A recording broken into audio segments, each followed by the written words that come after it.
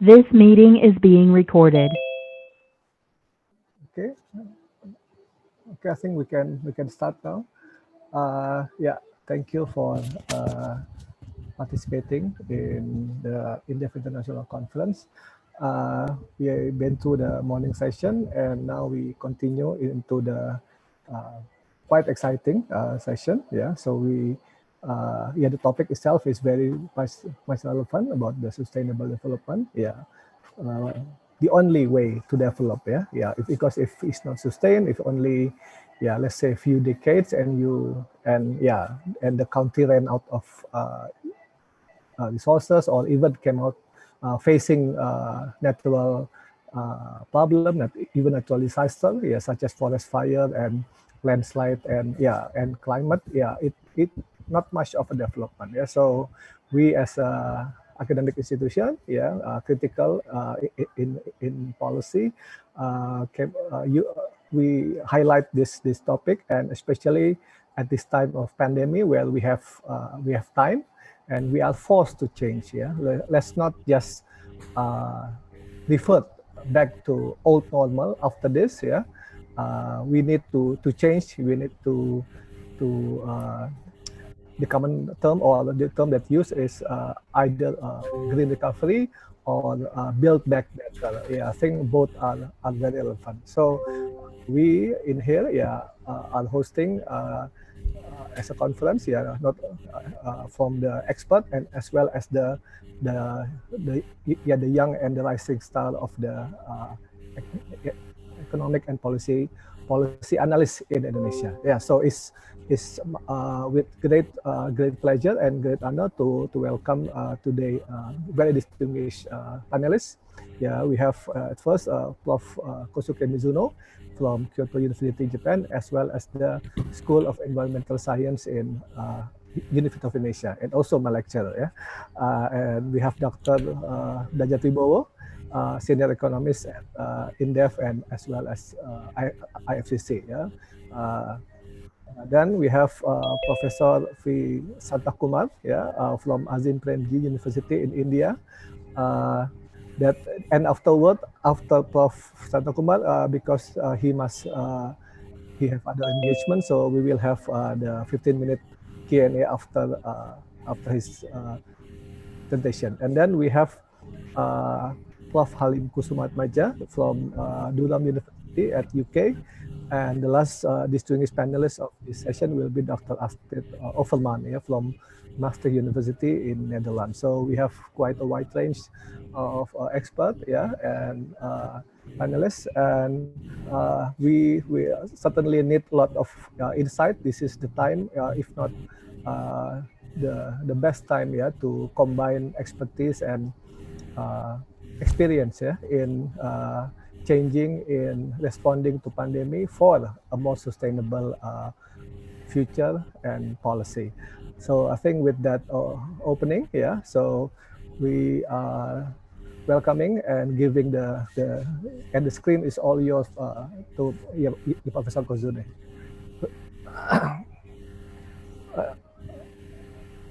So saya mulai. Yes. Oh yeah. Okay, Professor Mizuno, please. Okay. So just udah kelihatan. Okay, and I will remind you. You have 15 minutes. I've been assigned to very much stick with the time, so I will remind you 3 minutes before the time is up. Ya. Terima kasih atas kesempatan yang diberikan kepada saya. Hari ini saya bicarakan soal agrarian reform and peatland restoration for achieving sustainable development in Indonesia gitu. Memang masalah gambut itu cukup serius gitu ya. Kalau di Indonesia memang ada gambut tropis gitu yang sangat luas, kira-kira 140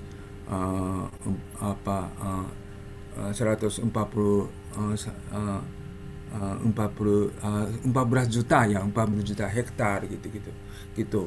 Nah itu mengandung karbon dan air yang sangat banyak. Nah itu tempatnya tabungan karbon gitu ya. Nah tapi itu sangat peka terutama terhadap kebakaran. Tahun 2015 itu kebakarannya sangat banyak, itu 2,1 miliar hektar forest, ada 45 juta orang yang menderita gitu ya. Dan dari segi karbon juga, waktu kebakarannya 2015 itu fire emission from Indonesia itu dari karbon itu gini. Nah itu lebih banyak daripada emisi karbon tahun 2013 dari Jepang gitu, atau dari Jerman. Kalau mungkin 2 kali lipat daripada emisi karbon Jerman 2013. Dari sini juga kelihatan sekali dampak negatif dari emisi karbon dari kebakaran gambutnya gitu. Nah, kenapa gambut itu selalu jadi masalah? Itu gambut itu sangat vulnerable gitu. Gambut itu sebenarnya tidak cocok untuk pertanian, sangat asam, pH-nya 3,1, 3,8 gitu-gitu, memang sangat asam. Yang cacingnya nggak ada, yang ada itu rayap begitu. Nah, oleh karena itu gambut itu terbentuk dalam kubah gambut. Dalam kubah gambut biasa tidak ada kampungnya, yang ada itu pinggir kubah gambut, pinggir saja ada orangnya gitu ya, gitu. Ya, jadi dari ekologikal gitu, gambut itu sangat peka gitu terhadap human disturbance, irreversible gitu. Tapi dari segi sosial juga masalahnya, pertama karena lama tidak ada orangnya atau orangnya sangat sedikit, jadi sosial kapitalnya, akumulasi sosial kapitalnya dikit. Dan juga karena tidak ada orang, lama tidak ada orang, ada sebagai hutan rawa gambut. Jadi itu kebanyakan hutan bekas hutan rawa gambut itu state forest area atau kawasan hutan gitu. Kawasan hutan itu bukan di Indonesia saja. In developing country, forest tenure condition tend to be contested, overlapping, insecure. Lack of local control over forest use and management decision is a lasting legacy of state appropriation of state forest. State forests account for about a third of forests in Latin America, about 2/3 in Asia, and virtually entire area in Afrika. Nah, Indonesia juga sekarang agak turun gitu ya, 60% atau 50% dari Indonesia itu memang kawasan hutan, dan 40 juta atau ada yang bilang 60 juta orang tinggal di sana tanpa hak yang jelas gitu-gitu. Nah itu memang masalah agraria Indonesia gini gitu ya. Sekarang orang yang punya sertifikat tanah itu gini aja. Nah tapi sekarang oleh karena reforma agraria, orang di sini saja dikasih sertifikatnya gitu ya. Tapi kalau seperti Sofian Jalil katakan tahun 2024 semua orang sudah dikasih sertifikat juga masih di sini saja, masih ada masalah di sini gitu. Dan gambut itu ada di sini, itu gimana selesaikan masalah gitu ya. Nah jadi memang ada reforma agraria, tapi MPR 2001 pembaruan agraria dan pengolahan sumber daya alam. Nah itu memang tujuan tercapainya kepastian dan perlindungan hukum serta keadilan dan kemakmuran bagi seluruh rakyat Indonesia. Dan juga memang ada keputusan Mahkamah Konstitusi yang menegaskan bahwa hutan adat adalah hutan yang berada di luar wilayah adat dan bukan lagi hutan negara. Jadi arah pemikirannya memperkuat hak-hak masyarakat adat atau masyarakat lokal, itu jelas ya. Jadi bagaimana pelaksanaannya gitu.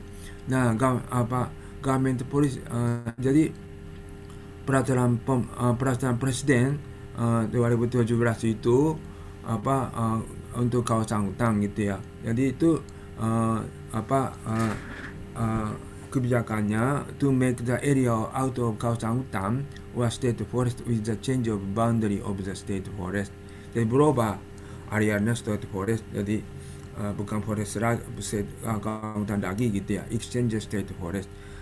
Atau to make the access to the cultivation of land with the social forestry program or resettlement.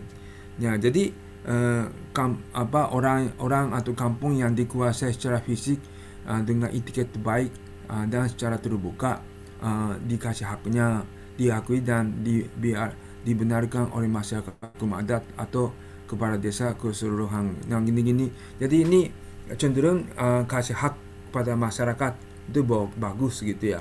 Nah, jadi terus untuk sementara untuk gambut lebih banyak social forest daripada change of boundary gitu. Ya, jadi memang ada kebijakannya peraturan menteri LHK gitu ya, gitu reforma agraria, objek reforma agraria Tora gitu. Nah, juga sekarang oleh karena ada keputusan Mahkamah Konstitusi, utang adat dan utang hak bisa diakui berdasarkan permohonan kepada menteri oleh pemangku adat, pemangku hak, dan adakan verifikasi gitu ya. Nah, jadi sekarang satu property right given with the change of boundary. Jadi ini dikeluarin dari kawasan hutan atau social forestry untuk gambut gitu. Jadi bagaimana bisa laksanakan atau gimana kondisinya gitu ya. Itu yang kami lihat studi kasus saya gitu. Ya, di Riau gitu ya. Ini hijaunya gambut. Hijau tua itu masih tutupi dengan hutan rawa gambut. Jadi hutan rawa gambut itu udah menciut, banyaknya bukannya hutan rawa gambut lagi. Ini tempat survei kami. Nah, di sini juga memang hijau itu gambut, jadi gambut gitu ya, semua gambut. Nah, ini dari homepage BLG bisa dapatkan gitu. Nah, jadi itu hutan produksi, nah hutan bisa konversi gitu ya. Nah, jadi kalau hitung-hitung HPR itu cuma 0,9% saja non konsesi ini, dan konsesi hampir 7%. Itu kondisinya gitu ya. Nah, lihat sejarahnya bagaimana. Kalau berubah sekali itu baru pertengahan 1990-an. Sebelumnya masih cukup utuh hutan rawa gambutnya, tapi sekarang udah cukup berubah gitu. Sekarang udah 2010 gitu. Ini perkebunan akasia. Nah ini yang udah jadi udah berubah total. Hutan akasia datang, dan oleh karena akasia atau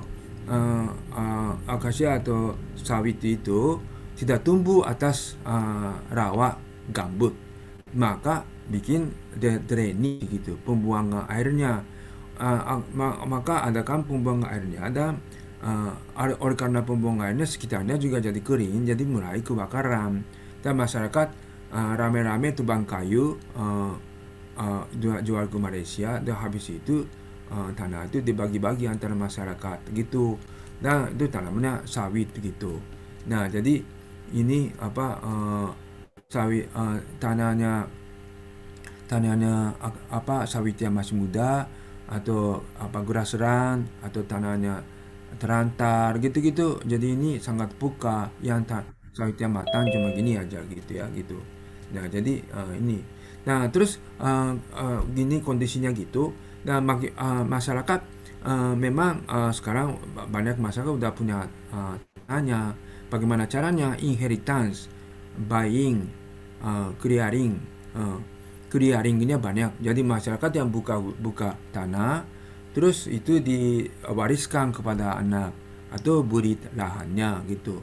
Terus distribusi itu waktu ininya seperti tadi saya katakan, tanah habis tebang kayu bagi-bagi itu distribusi gitu ya gitu. Jadi masyarakat dari tahun 1930-an udah membuka utang terus itu wariskan gitu. Dan masyarakat udah punya hak seratnya juga, SKT. Memang ada juga tanah yang tidak ada seratnya, tapi banyaknya SKT gitu ya. Nah, terus kebijakan pemerintah itu memang ada gitu ya, gitu. Oke ya.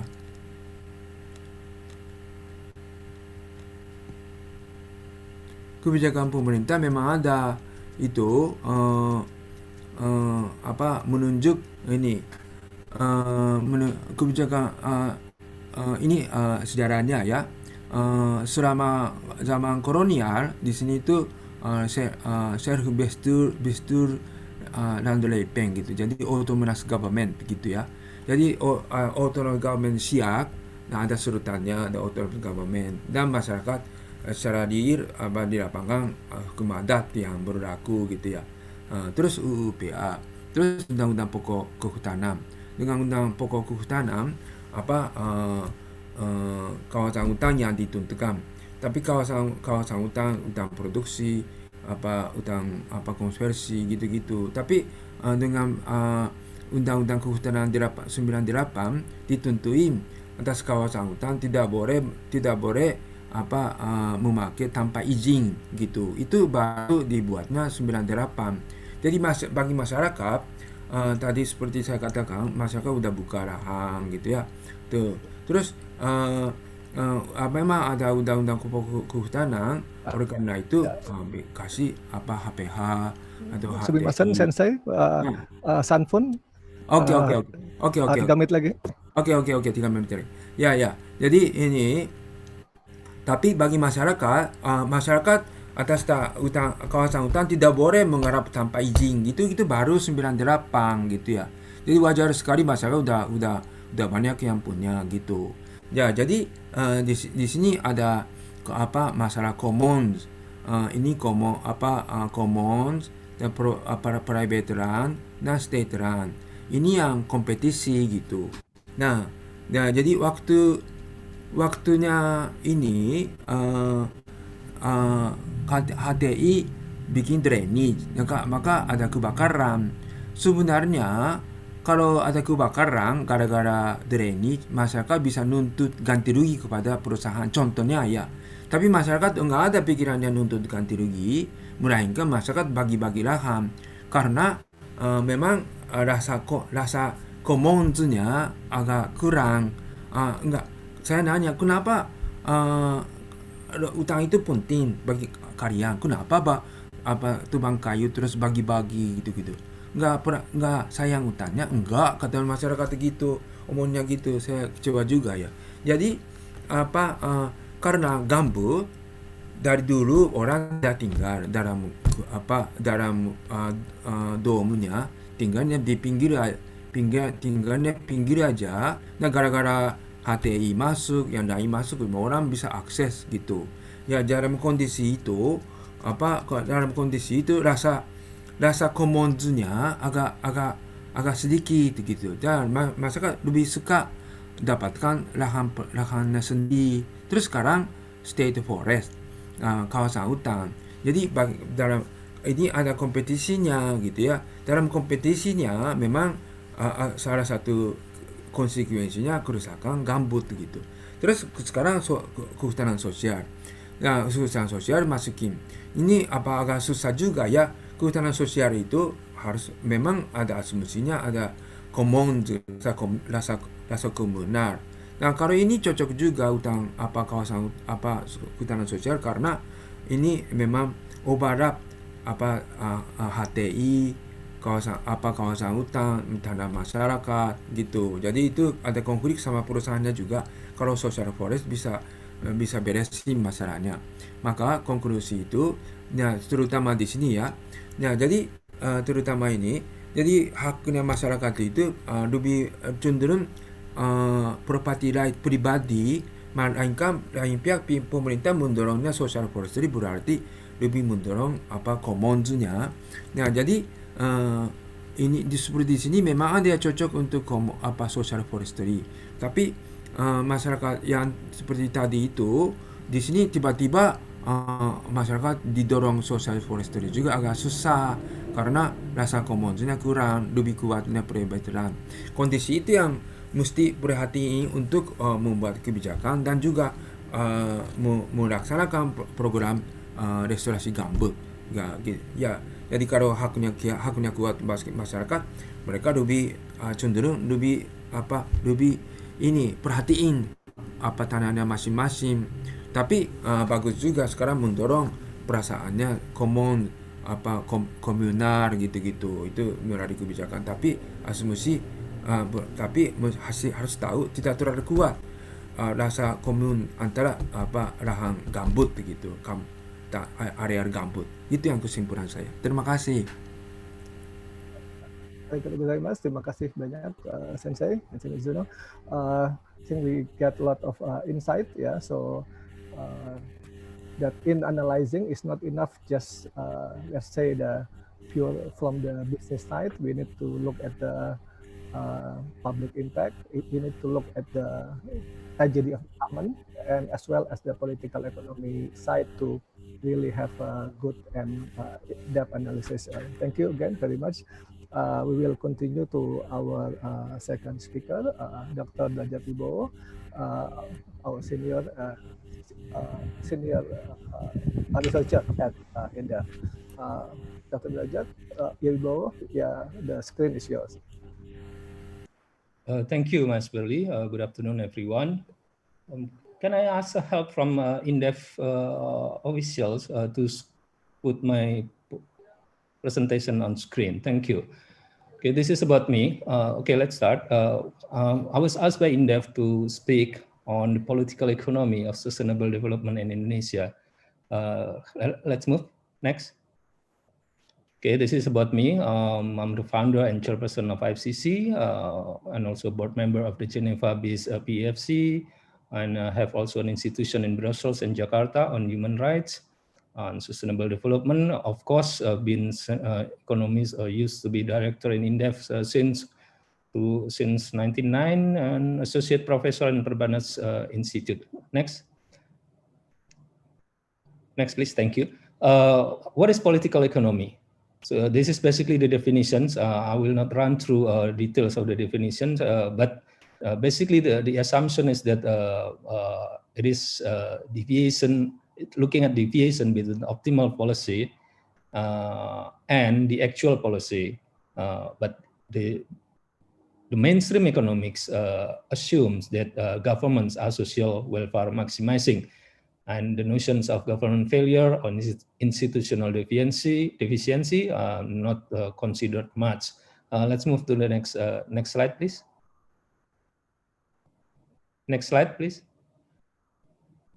Okay, so it is political economy is about actual versus optimal policies, and optimal policies concerned with social welfare maximizing governments in the face of market failure. No political constraints is assumed, no government failure, no conflict of interest, no need for making collective choices in the face of conflict of interest, purely technocratic, technical, and informational. On the other hand, actual policy choices and economic outcomes are often shaped by those political constraints, deviating from optimal policy choices and outcomes. Next.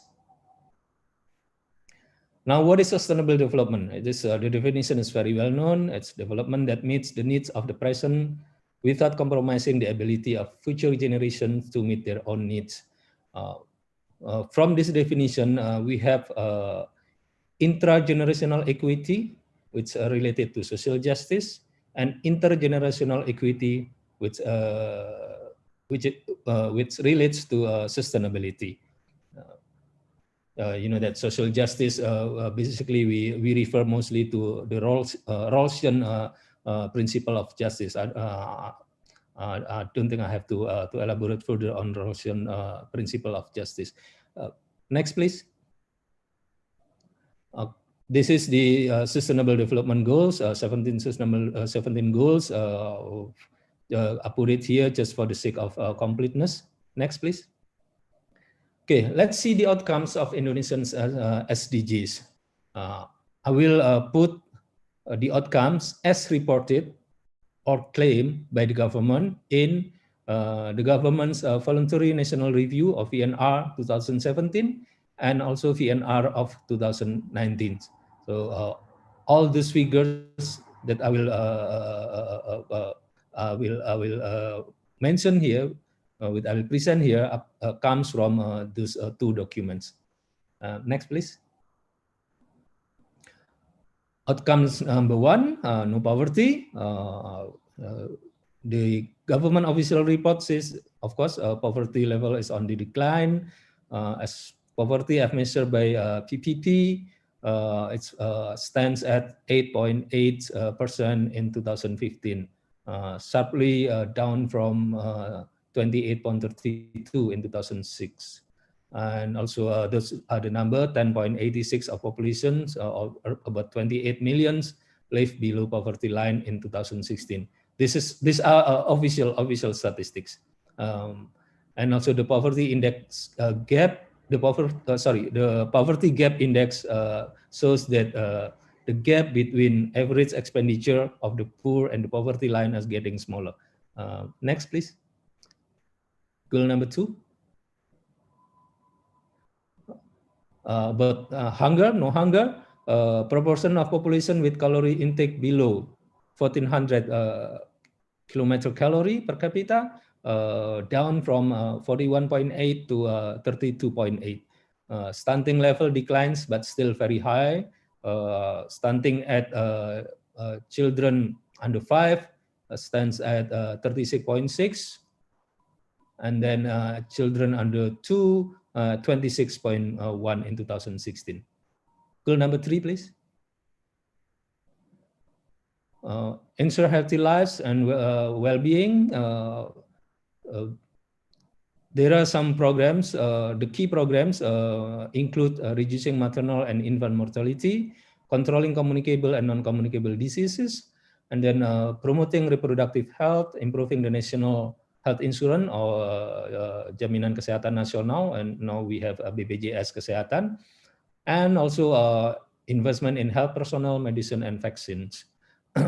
MMR, the maternal mortality rate decline, and then also representing 2.4% of annual reduction rate, or ARR.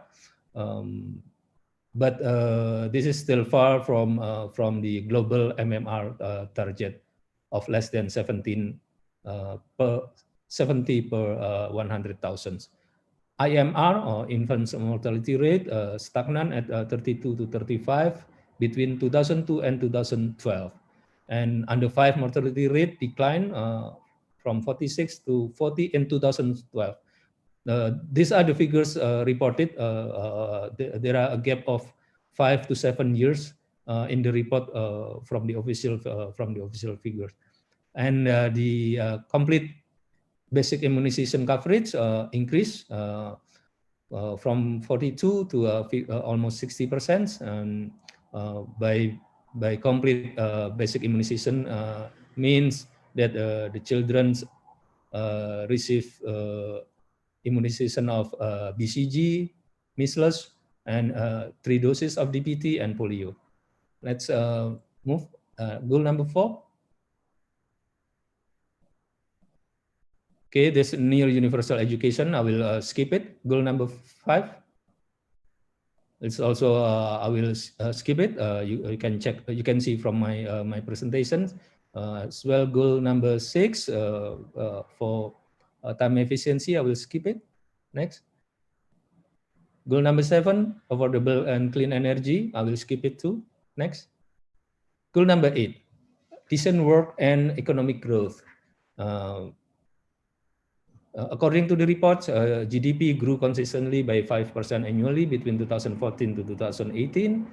And in 2015 to 2018, unemployment rate decreased from 6.4 to 5.3, and 9.38 million jobs were created. That's in up to 2018. That's what the report says. And Gini ratio decreased from 0.4 to to 0.38, and financial inclusion increase, and the access for the poorest of financial access increase as well. Next. Goal number 9, I will skip. Goal number 10, that's reduce inequality. We can see the long-term trend of Gini ratio. It was on the rise during Pak SB's era, and then going down during Pak Jokowi's era. Next. Goal number 11, sustainable cities and communities. I'll skip it. Goal number 12, responsible consumption. Yes, skip it too. Number 13, please. Sustaining climate action. It's a low carbon development and so on, but I will not discuss much further this one. Next. Number 14, for sustainability in the ocean, seas, marine resources. Next. 15, on land. 16, next. Justice and inclusive institutions, our democracy index and other indicators. Next. 17, this means implementation and global partnership. The government has been working in some global partnership on sustainable developments, including the Paris climate commitment. Next. Now let's evaluate the outcomes. First, I will look at goal number 8 because I cannot go through all the goals. So let's see goals number 8. If we can see Indonesia economic growth from 2004 to 2020, you can see that after recovering from the crisis, the growth tend to increase, but then it's on average still high, above 5.5, but then from 2014 to 2019, the growth was stagnant at around 5. So we were unable to achieve a growth of minimum of 5.5. Let's move to the next slide, please. So for 9 years, from 2005 to 2013, we were able to maintain a GDP growth of 5.5% or higher, except in 2009, when global financial crisis subdued the world's economy. But then since 2014, for 7 years in a row now, Indonesia's economic growth has been flattening at about 5%, with the country entering a recession in the second and the third quarter of 2020 amid the coronavirus pandemic. Let's move. What are the main causes of our inability to maintain a relatively higher growth? Number one, our failure to diversify the sources of growth. Indonesia has a too heavy reliance on primary or lower added value products. Most of our exports are lower added value products, and most of them are extraction. Large part of them comes from extraction industries. Dan, Pak Dradjad 3 menit lagi, Pak. Okay. We have also low level of investment in science and technology, wasted potentials, food and agricultural, and biodiversity-based innovation, pharmaceutical, is wasted. Fiscal policy failure, kegagalan kebijakan fiskal. On tax revenue, we fail to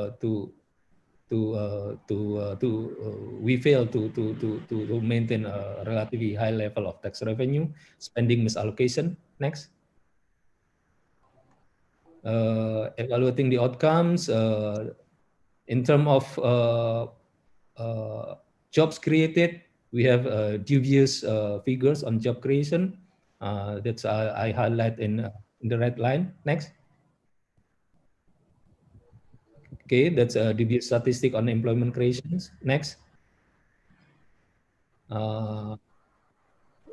About good well-being, we just moved. We are ranked very poorly in COVID management and pandemic. Let's move. Okay, let's move again. Just next. This is the statistics. Let's move. Okay, we did not apply these measures rigorously because of worries about their economic impacts. And the results, we have a worsening pandemics, worse economic growth in countries like Vietnam and Taiwan, and a sharp rise in government debt. Next. The politics, why? Well, we have weakened institutional checks and balances. That's the main causes, and effective use of law enforcement tools to silence dissent. Failure from the press. I don't know if there are press here. Kegagalan media untuk menjalankan peranannya sebagai the fourth pillar of demokrasi, itu juga membuat kita gagal mencapai SDGs. Kemudian corruption culture, that's very rampant corruption in all the three branches of government. Unreasonable huge political costs. This is something that rarely being discussed academically because in Indonesia political costs are very, very high, and it leads to the culture of corruption. Next. Okay, this is sustainable development at national stakeholders level. I will say it in 1 minute. Next. Yeah. So we have one more minute. We have these IFCCs. Just go through. This is at national stakeholders level without the involvement of the government. Just go through all the slides. We are able to develop a certification of sustainable forest management accepted globally, which is part of the Geneva-based largest certification in the world. Next, just go through, and yeah, and okay, this just next. Okay, the milestone next. Okay, yeah, stop. Go back. Virtually all of plantation forests are already certified. Next. And the exports going up. Previously, global markets boycotted Indonesian export, but then the exports went down. But after certification, the export went up again. Next, final one. Just go through. Okay, this is our working together with OJK, and then this is some of the products. Product samples. Yeah, the Economist magazines is certified by PFCs. Good. Next. And also, that's some of the sample of the products, and some tissues, some copy papers, and so on. Thank you. Thank you, Pak. Thank you, Pak Dradjad. We have very sharp political economy analysis. Yeah, that it's not just the economy. Is often it is the political side that is challenge in pursuing or further develop the sustainable development. Okay, for the next our distinguished panelists, we have Professor Santhakumar. Apkya sehe, Sabadina. I think we already have Professor Santhakumar in the Zoom room. Yeah, so hopefully I did not mispronounce. My roommate was Indian when I take the PhD.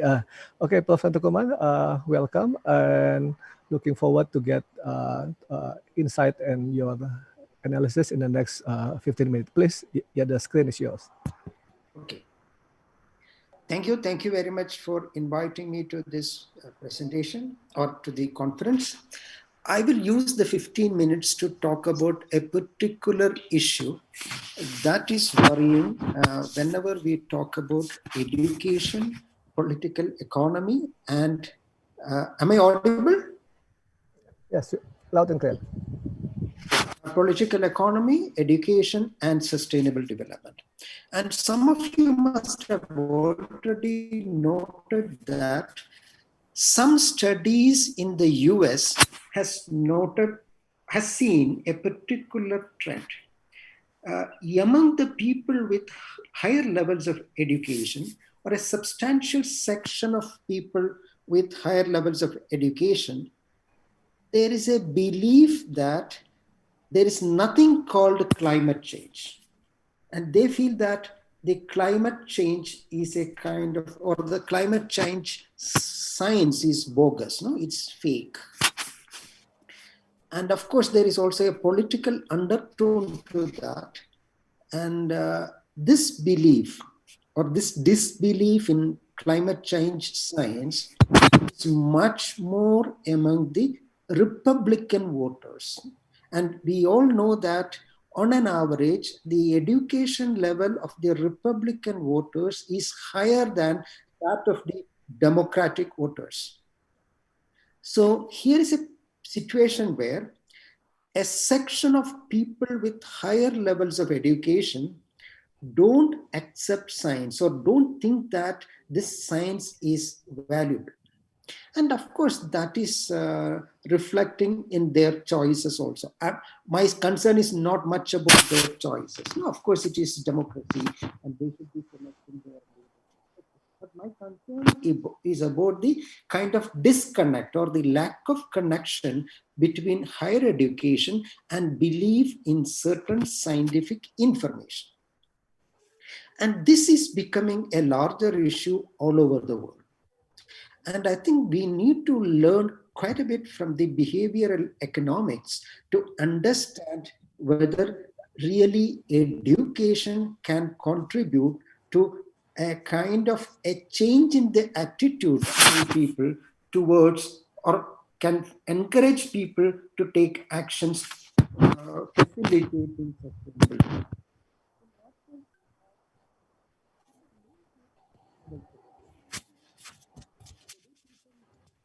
Education, is there any issue? Is there an issue with? Now we just lost you, but you are back now. Okay, continue, please. Okay. Or maybe what I should do is that I should stop the video and talk so that the talking should be clear. So the real issue is that disconnection or disconnect between higher education and understanding of social issues. Even when people get higher education, they need not assimilate scientific information, or people may not have an open-mindedness to new information. And this is a real problem. Or is education capable to inculcate open-mindedness? And that is a question that we need to ask. Because now, if at all we are expecting higher education to change the behavior of people, change the attitude of people, and that in turn should make some change in the political economy or the political choices, this problem can work against our expectation. So, and we all know that now there is a lot of work on behavioral economics, and quite a bit of literature on behavioral economics is summarized in the World Development Report on 2015. The World Development Report published in 2015. That particular report talk about three major aspects of human thinking. These three major aspects are the following. One, people think without much deliberation. Secondly, people think based on the thinking among their peers, no, the neighbors and the group that they are regularly interacting with. And thirdly, people think with the help of mental models of reality, which need not be grounded on reality. For example, no, some people may think that no, there is nothing called climate change, and that may drive their actions, drive their behavior, even though climate change is part of the reality. So this is a serious issue. So how do we break, or how do we change higher education to create open-mindedness, to change these behavioral imperfections or behavioral distortions, so that people internalize certain behavior and actions or an attitude that help them to take actions towards sustainable development is a major challenge. Otherwise, probably scientists will be talking about the kind of need for taking actions. Economists may be talking about the need for certain kind of policy changes, but people at large, or even people with higher levels of education, need not listen to or need not even assimilate these kind of policy changes. So this is, I think, and I would say that though we have seen this problem more in the US in the current context, this is going to be a serious issue in developing countries like India and also Indonesia. Because even in India, we can see that the education, of course, there is an education fragmentation in the country. Almost half of the society don't complete school education, but the enrollment in higher education is also going up.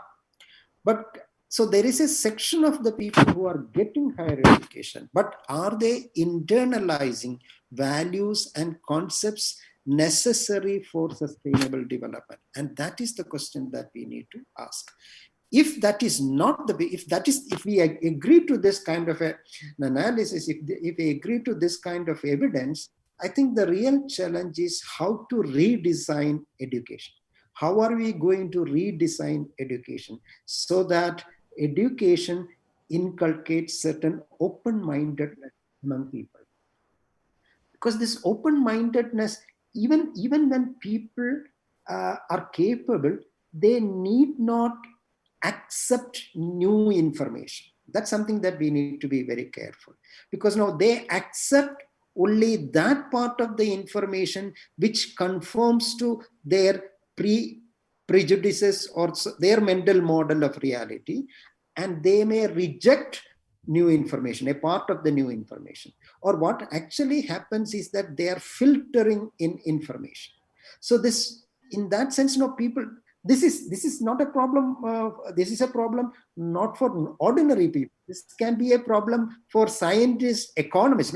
Actually, a behavioral economic study was conducted among well-trained economists, and they were given the same set of data set, but they interpreted the data set based on their sort of pet or their kind of ideological framework. So it is very difficult for people to get out of their frameworks and assimilate new information.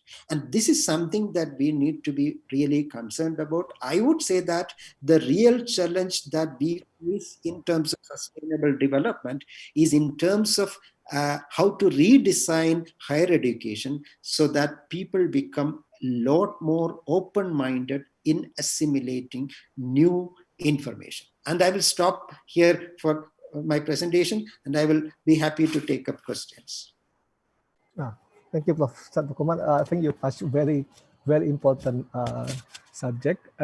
It's impossible to discuss or agree or even enact sustainable development policy or even any policy if the other side or some large enough group of people don't believe on the same set of data or even reality. Yeah, I mean, we have heard of the climate denial. Yeah, I think the last decade, but yeah, now with the I think with the election denial of the Trump supporter, we see a lot of what and total data denial or even reality denial. So I think it's a very hot issue and need to be discussed. Okay, we have 15 minutes to discuss. Any of the for the Q&A, any of the audience care to add or comment or question, please? Yeah, you can raise your hand. Yeah, so then I can pick several to give your comment. Yeah.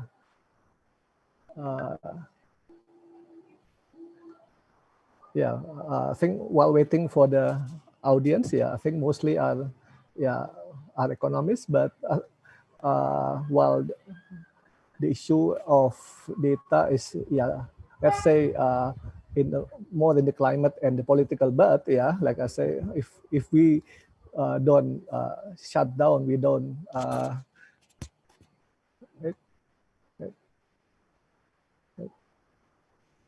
oh, I'm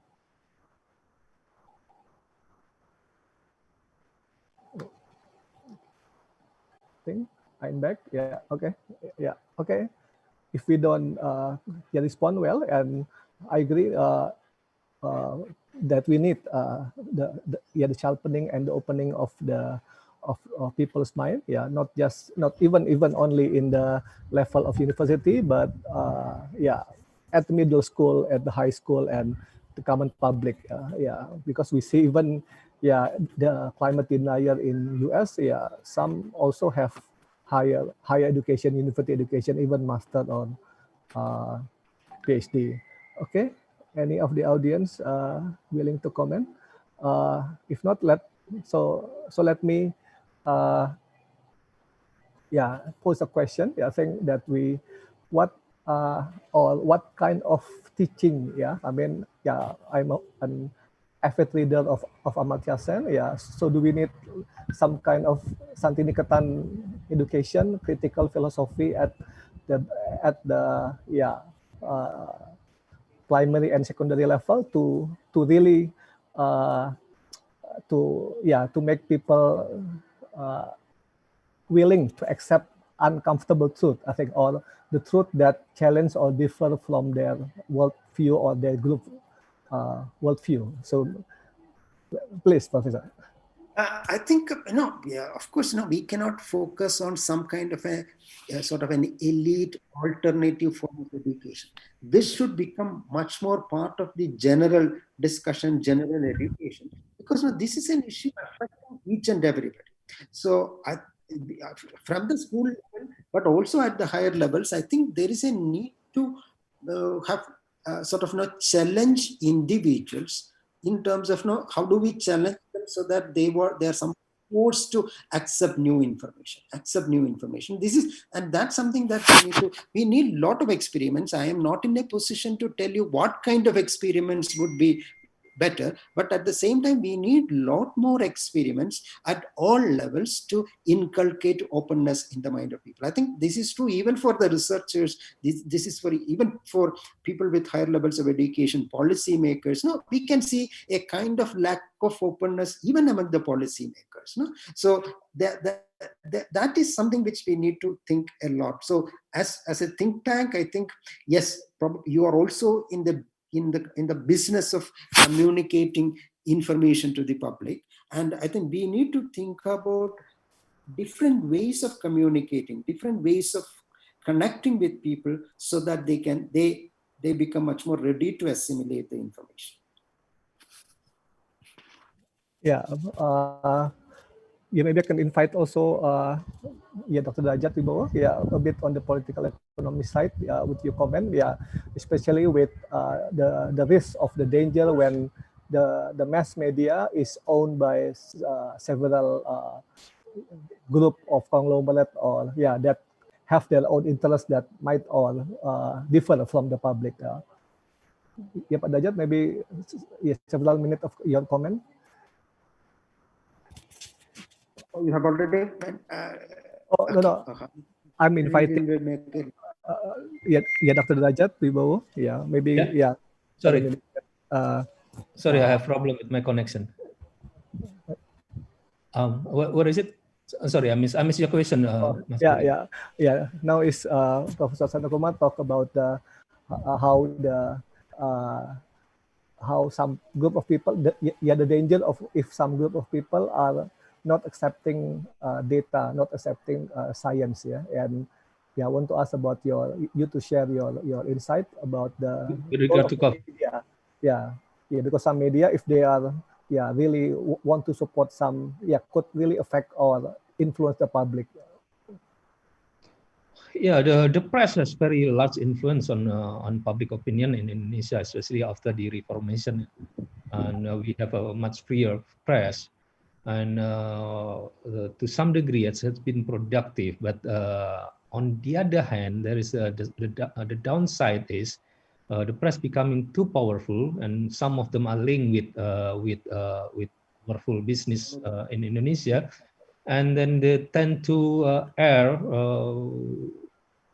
what I call their agenda. Well, it happens everywhere. It happens everywhere. In America, Fox airing Trump's agenda, CNN airing other agenda. But for a young democracy like Indonesia, we need critical, objective, and fact and science-based, and it becomes very clear when we need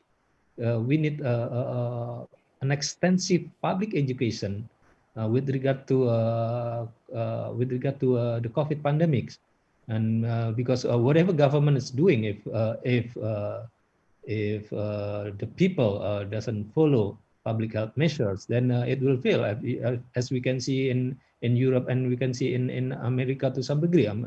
But America, they have Trump, so what can we say?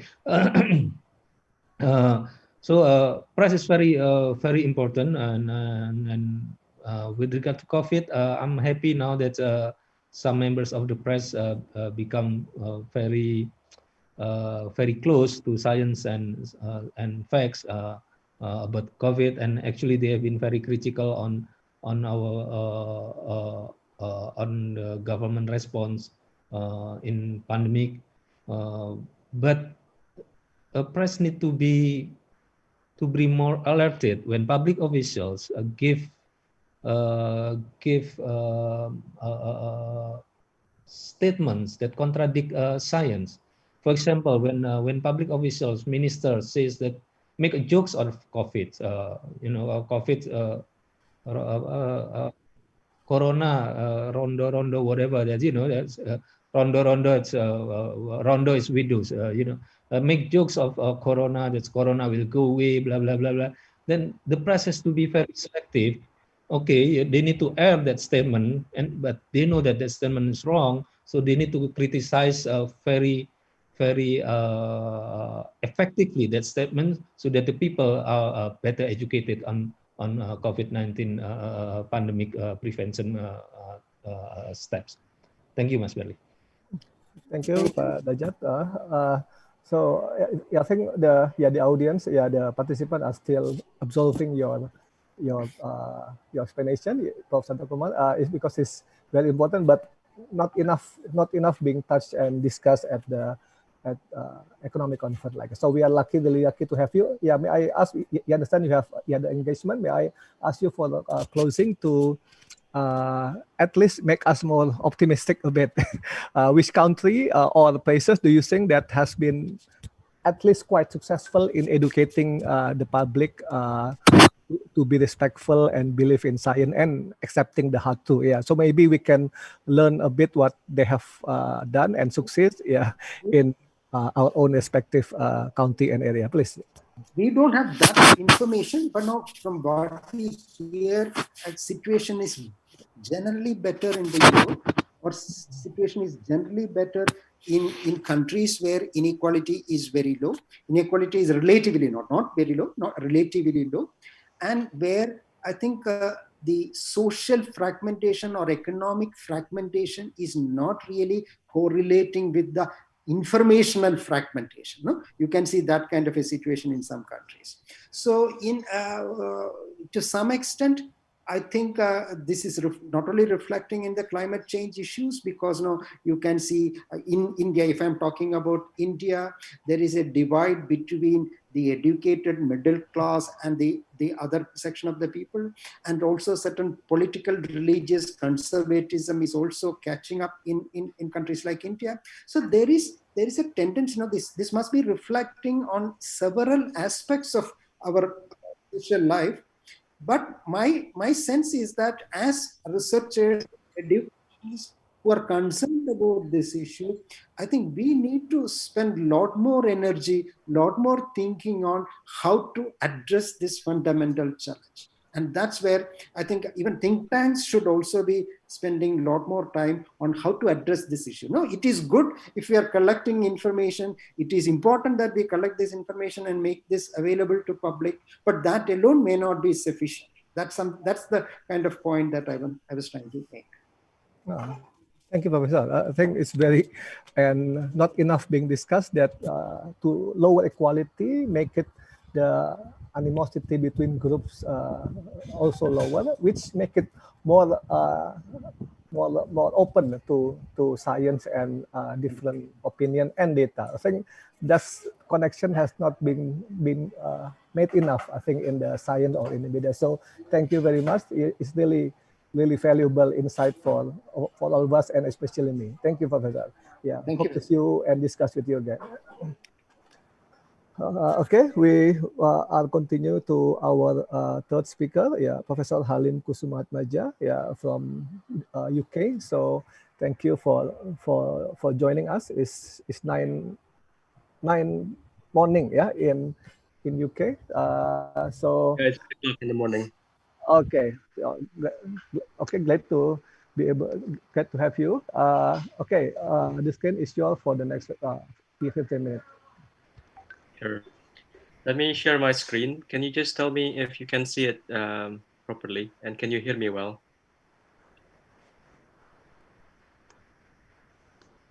Hello, can you hear me? Okay. Yeah. Okay. So first of all, thank you very much for the invitation to speak at this meeting. So yeah, my name is Halim Kusumaatmaja. So I'm based at the University of Durham. And I'm not an economist, so I think I'm a bit of an outsider in this meeting. So I'm actually a professor of physics. So when I was asked to give a talk, I was thinking, what can I say about the relation between science and technology and sustainable development? So I thought a good place to start is actually science and technology with unsustainable development. So if you're thinking about problems that we have, I think, these days, so if you think about pollution, fossil fuel, chemical waste, deforestation, and many others, actually, if you think about it, science has driven and continues to drive many past and present unsustainable development. So in a sense, science has a role to play in the past in this unfortunate developments. So what that means, if you reflect on it, science must also do something, so must also play a role for sustainable development. So both in the context of offering something new, so new ways of doing things, as well as, how can we actually resolve these issues that we have. So if we think about the 17 Sustainable Development Goals that United Nations has set out, so this is something that Pak Dradjad has discussed a little bit in his talk. If you really look at the content and try to ask what can science offer, there's actually quite a lot. So science and engineering can offer new and better theories and models, processes and mechanisms, both chemical and mechanical, new and better material, engines, and also, I think in the past 10 years or so, artificial intelligence and the Internet of Things are becoming very important. So the idea that we can have, devices that are smart and actually can talk to each other. If you then reflect what kind of discipline that can contribute, it's basically every single discipline you can think of in science and engineering. So mathematics, physics, chemistry, biology, material science, computer science, and so forth. But what I would like to emphasize, especially in this kind of forum, is that science and engineering cannot do this ourselves, really.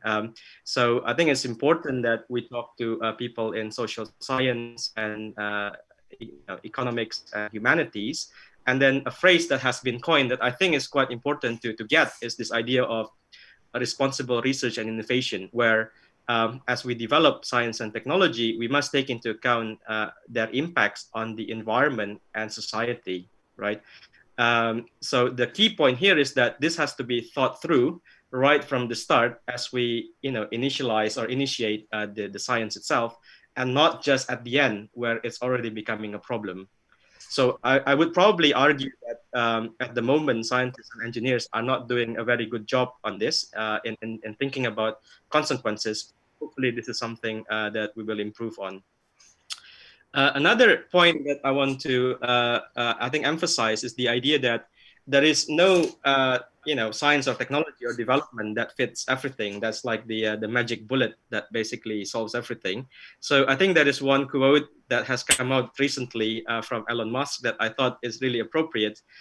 So this is from, I think, an email that got leaked that he sent to Tesla employees, and what he wrote was that a great idea would be one that saves $5, but the majority are 50 cents here and 20 cents there. So it's actually the same thing with science and technology. So you basically need a lot of different small developments to achieve something great. So I think more formally, if you think about what we call the innovation chain, the idea of converting science into wealth, typically we speak about 9 levels of technological readiness from 1 to 9.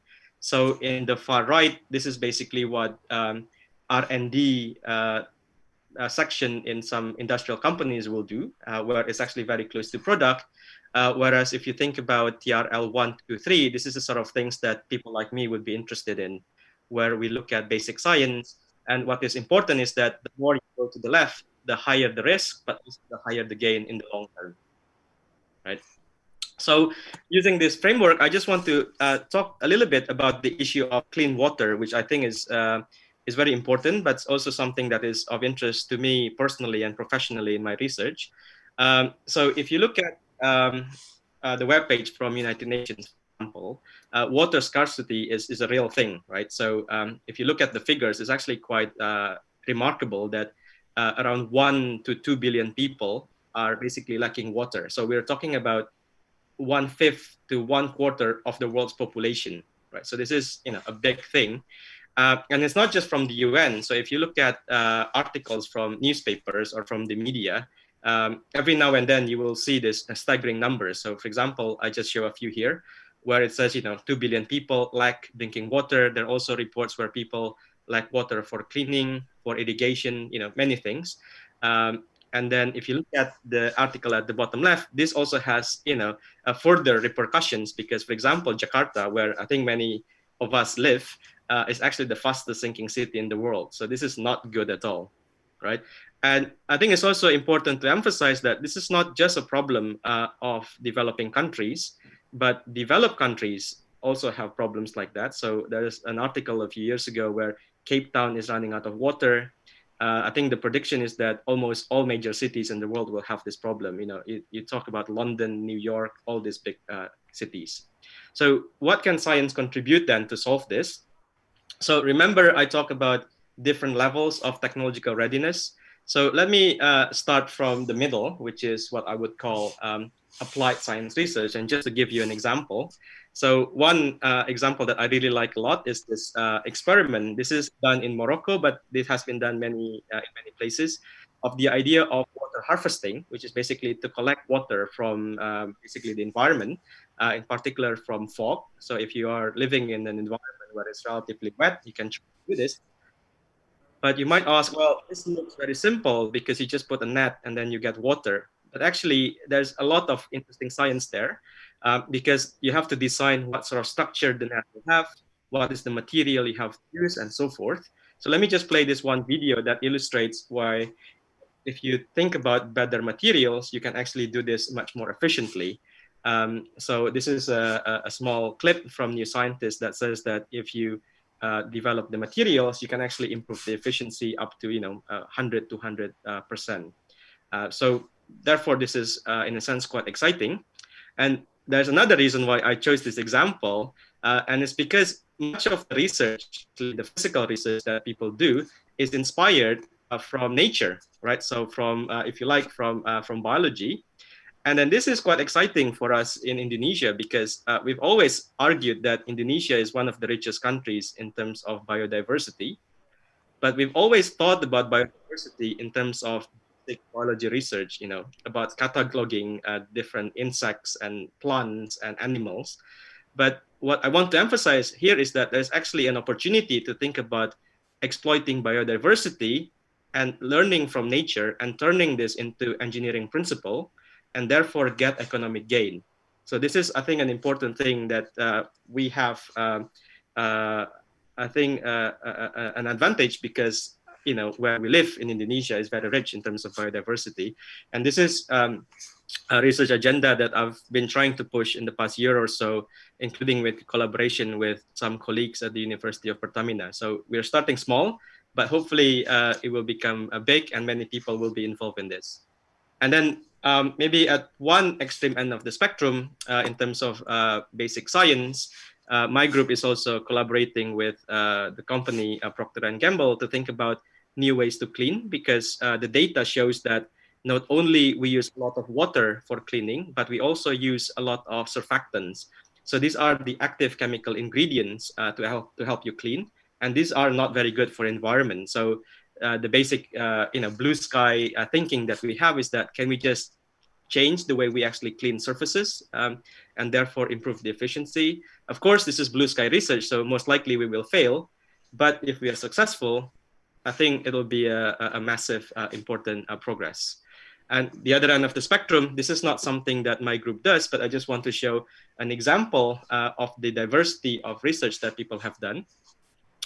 This is actually things that you can find in the market already, where you can buy tablets. So these are purifier tablets, and then you put this tablet into basically your water that you collect from wherever. And then this will actually help you clean the water. It basically kills the bacteria, captures some of the dirt and so forth, and then you can use it for your needs, basically. And these are just like a small subset of research that you can do to think about helping with this clean water issue. So another big thing I haven't discussed is water desalination, for example. So there are really numerous things that science and technology can help, especially with the help of people from social science, economy, and humanities.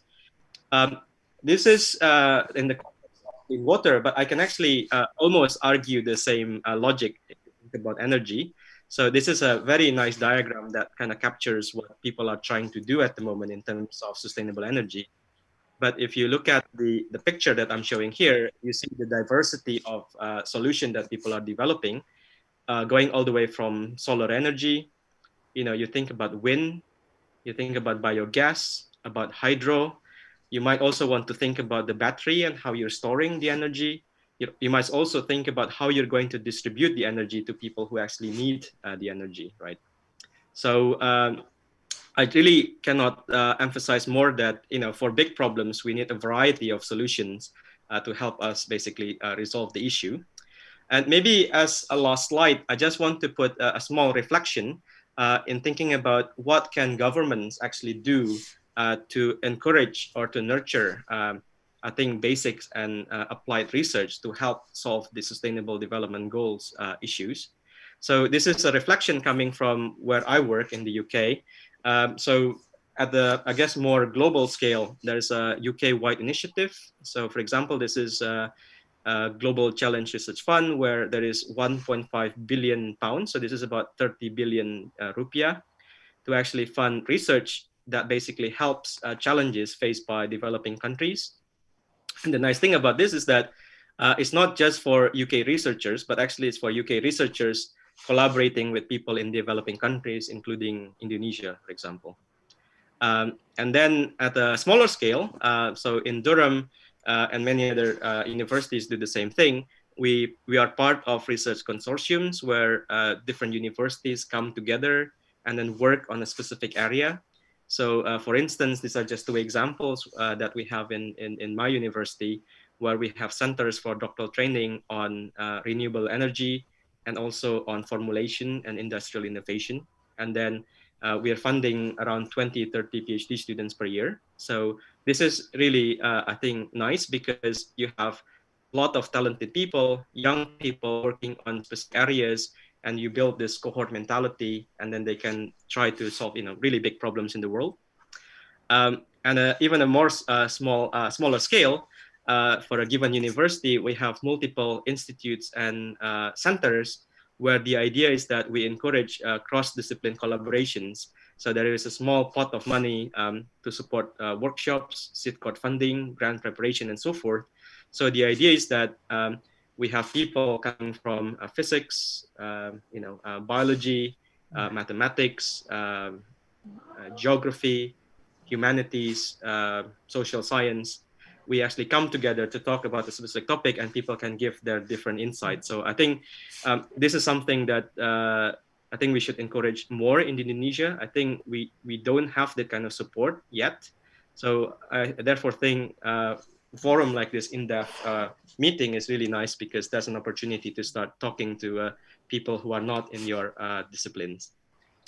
So I think I will finish there. Let me just give you a few take-home messages that I hope you will take away.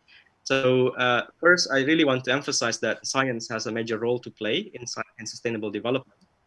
And we really need multiple solutions, and therefore investments at different level of technological readiness. So, it's not enough if, the government is putting money into research that goes into products, but those things will not happen if you don't put investment at the basic research level. So you really need a spectrum of investment.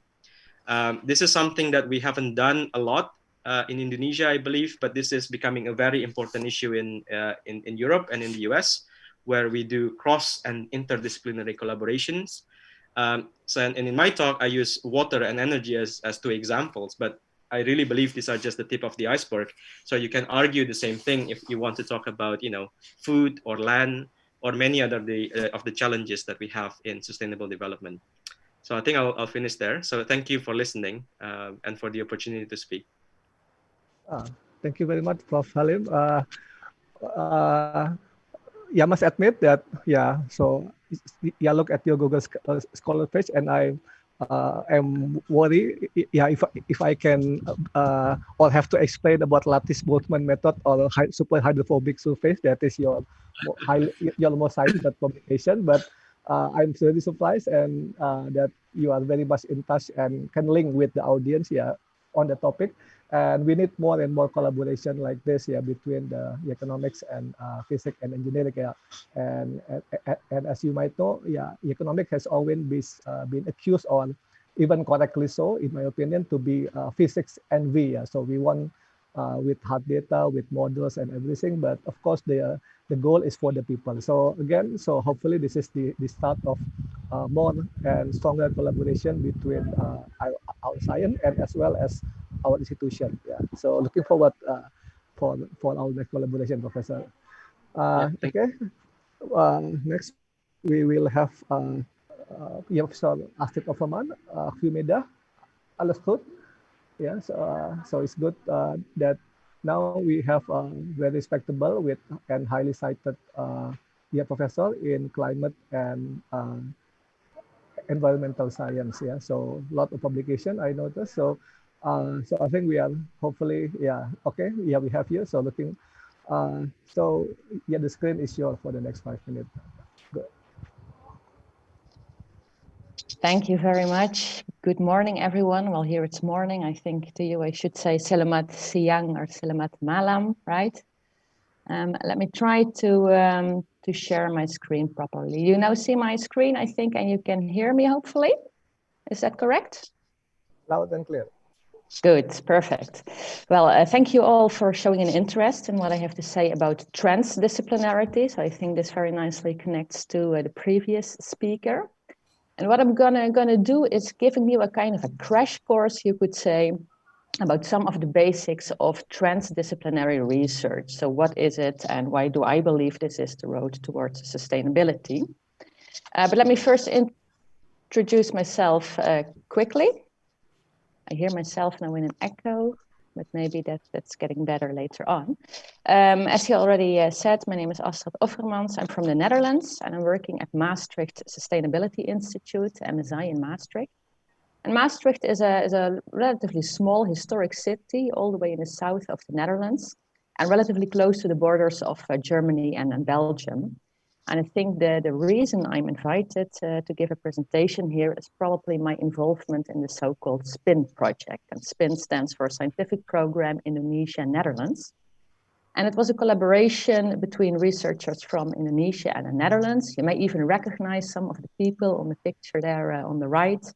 And maybe you know Pak Bustanul Arifin from Unila, or Pak Purwo Santoso from UGM. You also see Esther Astuti there. And the project was mainly about the social and the economic effects of palm oil and coffee certification on Indonesian smallholders. And I can talk hours and hours about that. I will just quickly share two kind of interesting results from that project. So what I found very interesting is that we found that smallholders do seem to benefit from certification, but mainly in a sense that they receive education, they receive training, and they also use more environmentally friendly methods. And because of that, we saw that the quality of their palm oil products and their coffee improved. So it was not so much the certification that increased prices, but mainly the fact that the quality was higher for the certified farmers compared to the conventional or the uncertified farmers. What we also found was that certification implies additional costs for the farmers. And so the financial benefit at the end was very limited. So they can ask higher prices for their products because the quality is better, so their income goes up, but they also had higher costs. So there were some positive effects on smallholders, but we should not expect certification to significantly increase profits. That didn't happen. Okay, but let me now focus on transdisciplinarity. I'm gonna skip part of the intro because I think otherwise I'm gonna run out of time. So I directly crash into what is transdisciplinarity. Maybe it's also good to distinguish it from interdisciplinarity, what we've also heard in the previous presentation, right? So the picture all the way on the top left, you could say that depicts interdisciplinarity, where we say, well, different types of researchers collaborate.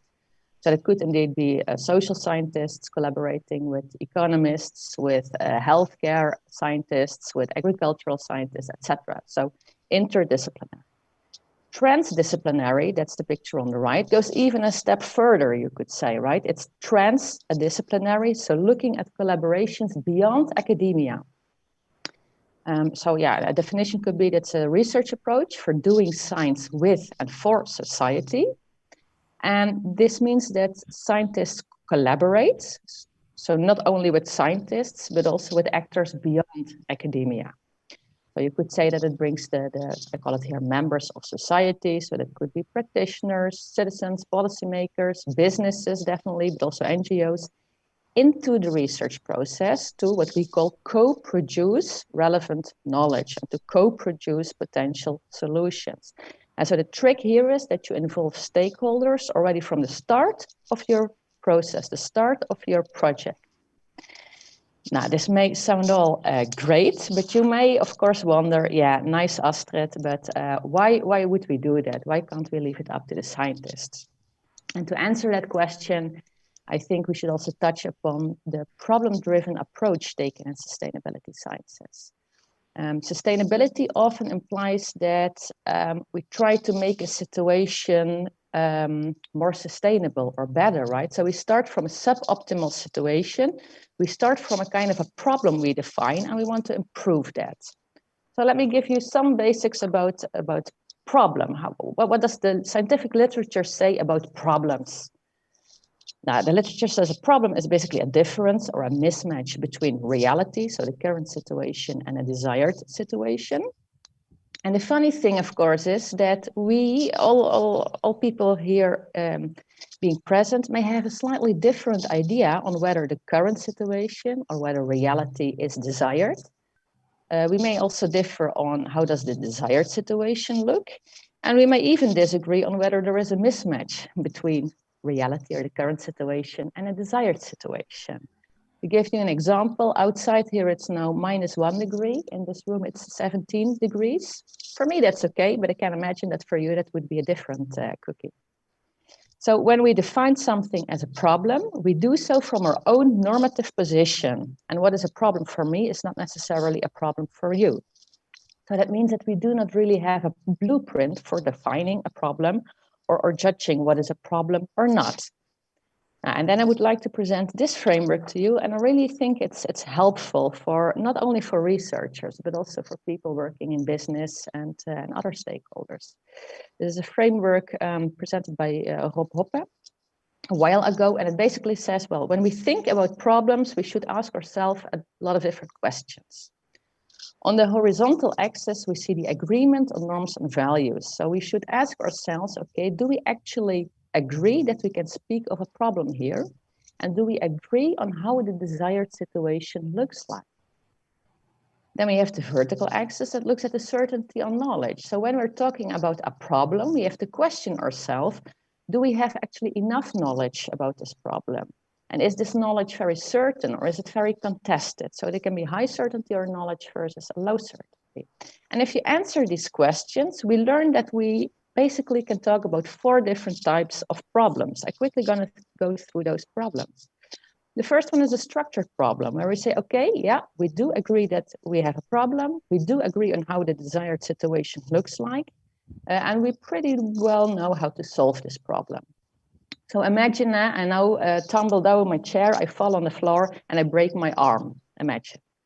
I think we all agree that I have a problem and we know how to solve it, right? I go to the doctor and in 6 weeks from now, I can use my arm again. So that's a structured problem.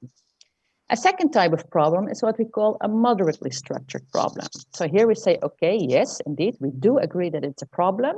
We do agree on how the desired situation should look like, but we don't really have the knowledge to know how to solve it. Think about issues like depression, obesity, diabetes. We want to get rid of it, but it's hard to know how. A second type of moderately structured problem is reversed, basically. So here we say, well, the thing is that we don't even agree that we talk about a problem, or we don't agree on how the desired situation looks like. However, if we would agree, yeah, then it's easy to solve this kind of problem. And usually these are the very sensitive issues, all right? So think about issues like corruption or abortion, contraception, very sensitive issues.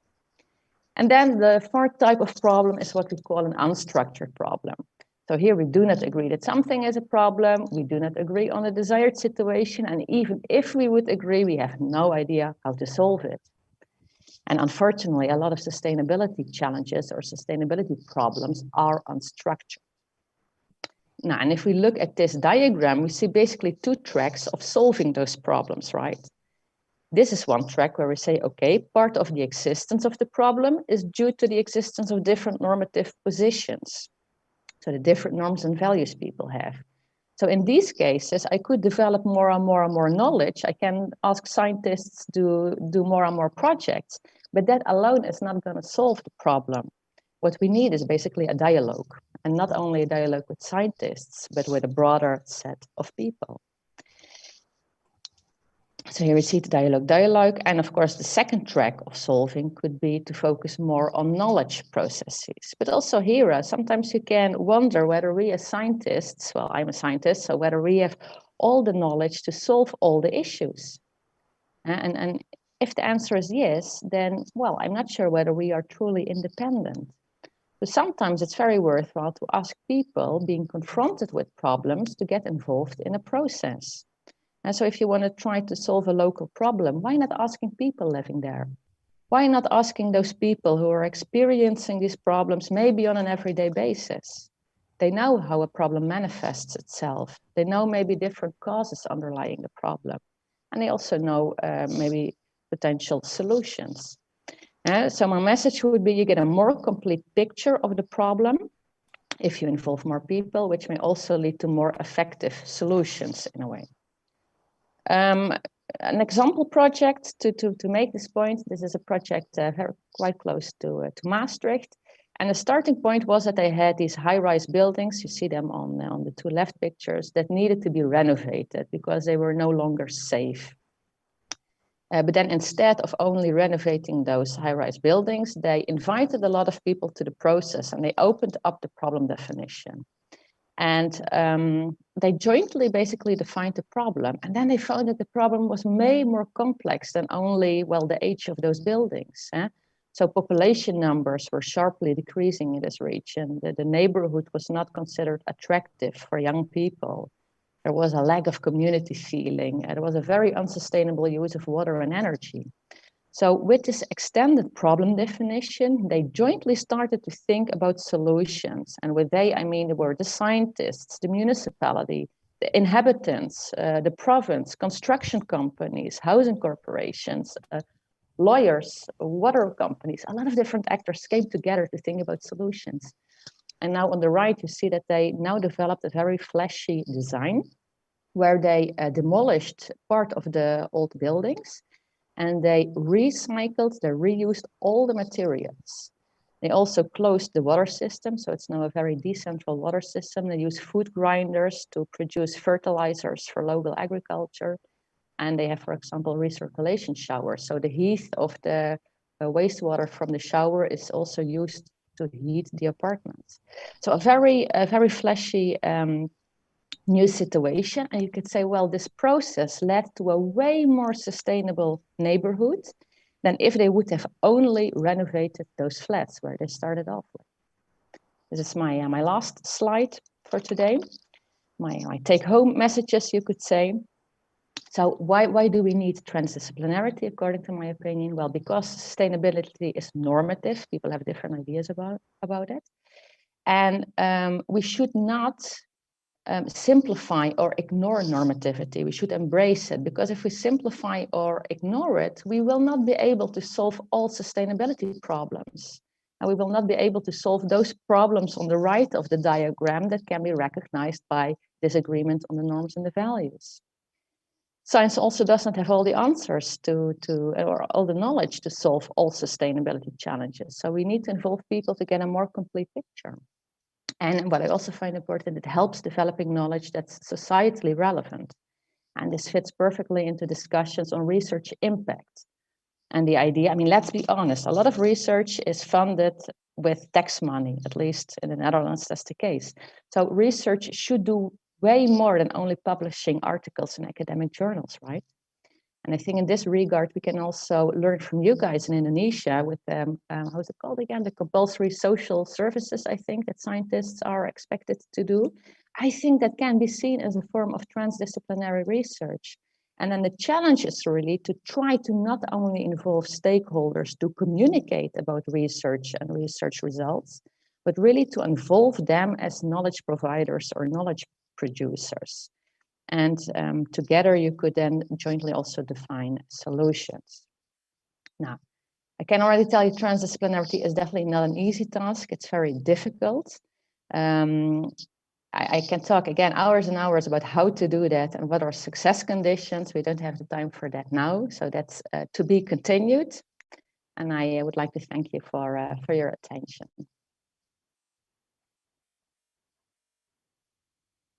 Okay, thank you very much, Professor Offermans. I think it's very fitting end to this session. That to admit, that any discipline, is not enough anymore, or at least often could not solve the problem separately or solely, So we need more and more collaboration, between discipline, between approach.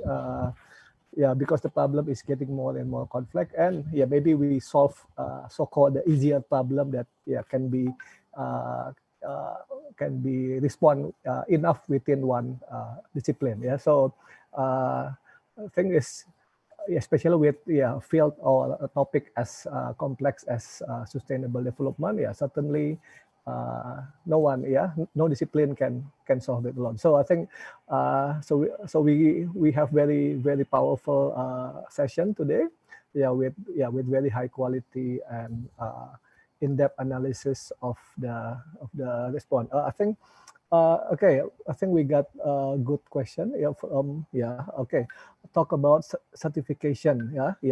And as we understand that you have done a lot of research, for Astrid and Prof. Offermans and Prof. And Pak Dradjad about certification. What is I think the idea of the comment is what do you think about the current certification product or effort? Because on general, we agree, yeah, that the plantation, especially palm oil, need to be sustainable. Yeah, but on a more detailed level, what categorized as sustainable practices? Yeah, and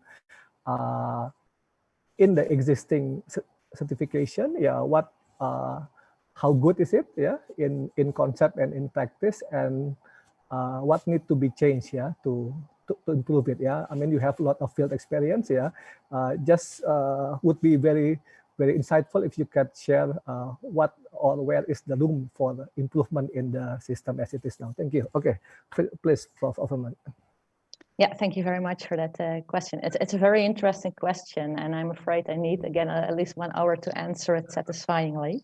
But you are right. One of the main problems with certification is a lack of agreement about what fair or sustainable means.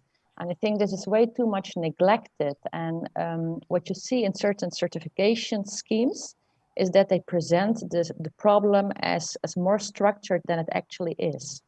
So if you think back about the diagram I also presented, what you see that the certification schemes are doing is presenting unsustainable production as a structured problem. Because they say, you know what, we do have the information and we do have the skills and we do have the tools to make the production more sustainable. The only challenge is to pass it on to the farmers. And by doing so, you make a problem more structured than it actually is. And in the literature, we call that the wrong problem or a type 3 error. So what is entirely neglected is especially this normative thing that we have different ideas about what fair and sustainable means or should mean. And then the whole discussion, can palm oil ever be sustainable at all? Or is it a kind of an oxymoron to make sustainable palm oil? So I cannot answer that question, but what I can say is that you are absolutely right, and that this is a very much neglected thing when it comes to certification. Yeah, but could you, what's your opinion, or more specific, maybe additional variable or approach or evaluation technique is needed to improve as it is now? Yeah, I think what, for example, organizations like Oxfam are doing is talking more to the farmers also and see what is an issue. What is, for example, a huge issue also when it comes to the economic gains of, for example, coffee certification, is that most coffee beans are roasted in Europe and in the US. So in Europe, we make a raw product into a consumer product. So the value is added, not in Indonesia, but abroad. I think that's ridiculous because the beans are produced in Indonesia, then let also be the value added in Indonesia. So these kind of things, they go much further than only the way in which the coffee is produced, right? They also go to this distinction between production and consumption. And I think there is a lot to solve. Yeah. Okay, thank you, Prof. Offerman. Pak Dradjad, are you still? You still watching? Okay, yeah. As we have a good question and discussion about certification, yeah. So we want to know what your experience and your insight, because you also have experience and certification process. What, especially on the palm oil, what do you think about the certification process? Yeah, what could be improved and what is already good? Yeah, please, Pak. Okay. Thank you, Mas Berly, and thanks also for Ibu Astrid. Can INDEF goes to my slide number 43, please? Number 43. I'm sorry, I have to move to my bed now because I have an injury on my neck, so I can't sit down on my office anymore. So I have to move on my bed. So I use a virtual background. Slide number 43, please. With palm oil certifications,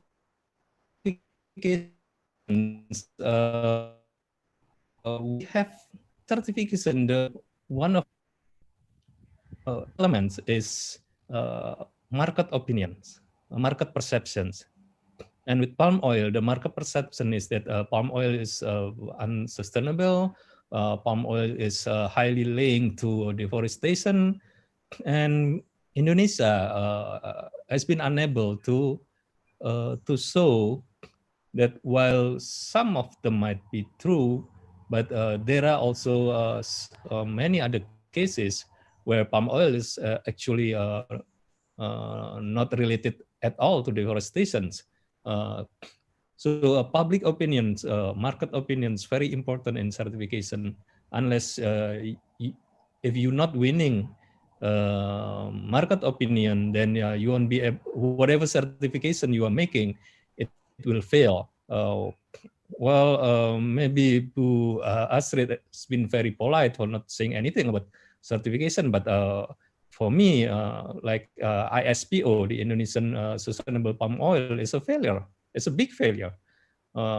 It's a certification will be successful. It works together between producers and consumers. If it's only from producer side, unless you are technically,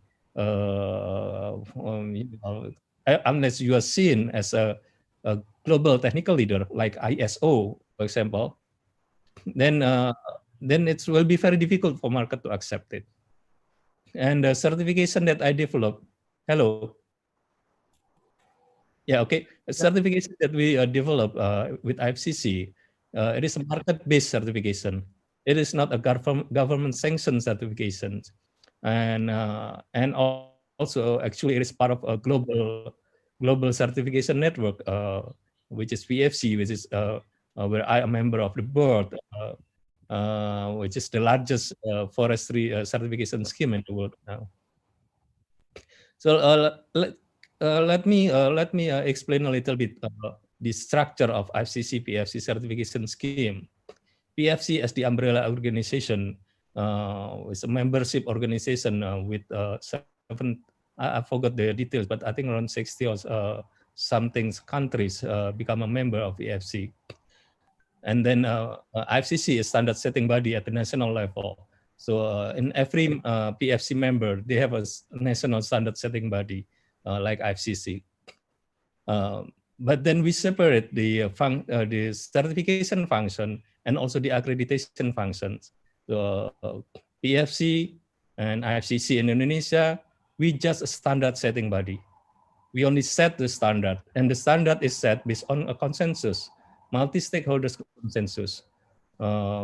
Consumers are involved, producers are involved, NGOs are involved, scientists, of course, are involved.